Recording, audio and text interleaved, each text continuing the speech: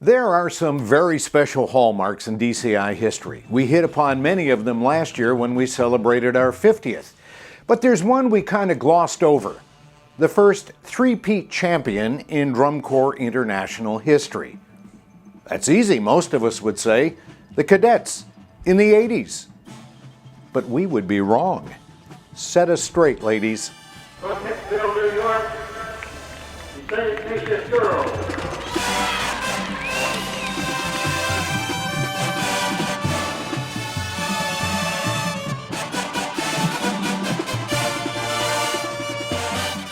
The ladies from Hicksville, New York, resplendent in their red, white, and blue.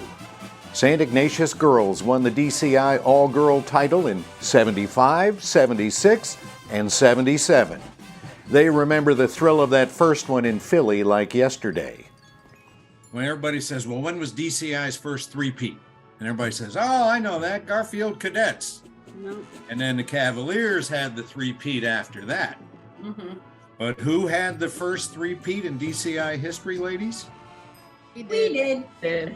Yep. Yeah. We did. All girls, yeah. St. Yeah. Ignatius, 75, 76, 77. What was it like that first time in 75 to win it?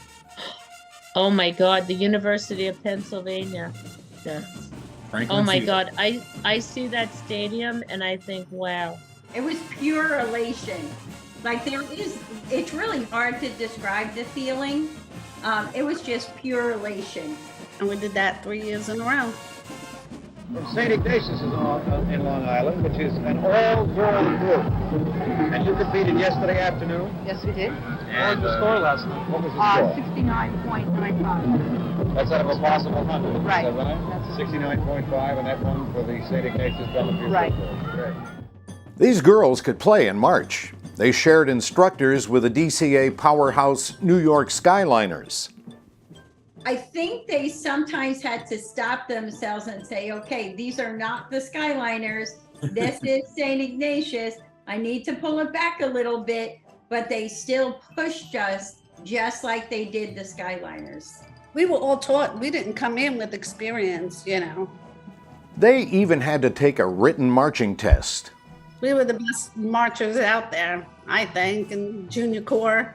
Everyone was so amazed by us marching with the high knee lift. Just knowing we were tested on with definitions of different things as part of the M&M, the distance, what's an echelon, what's a file, all these different things.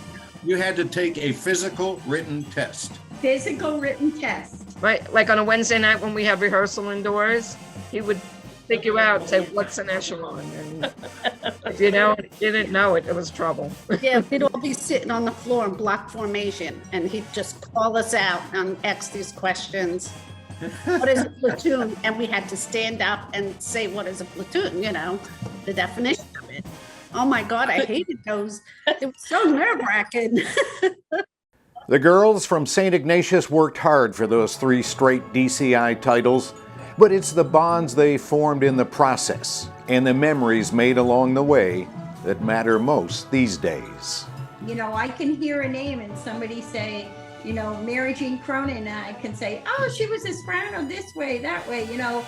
You can meet people from drum corps, and as soon as you start talking drum corps, it's like all the barriers are down. You could sit there for hours talking to them about this thing, about that thing. I have friends, you know, for a lifetime. It taught us all discipline. It taught us respect, you know, it taught us, you know, all that stuff. Even to this day, me being involved in the alumni corps of the Hawthorne Cavaliers, there's like going down the line, especially we competed against the Audubon Bonbons. They were like our enemy or rival. And a few of them have marched in the alumni corps also. And it's like, we're just all friends. You can always have a fond memory of someone somewhere that has always left an impact on your life, even if it's just a little impact, doesn't matter. Hats off to St. Ignatius Girls, DCI's first three-peat. Well done, ladies.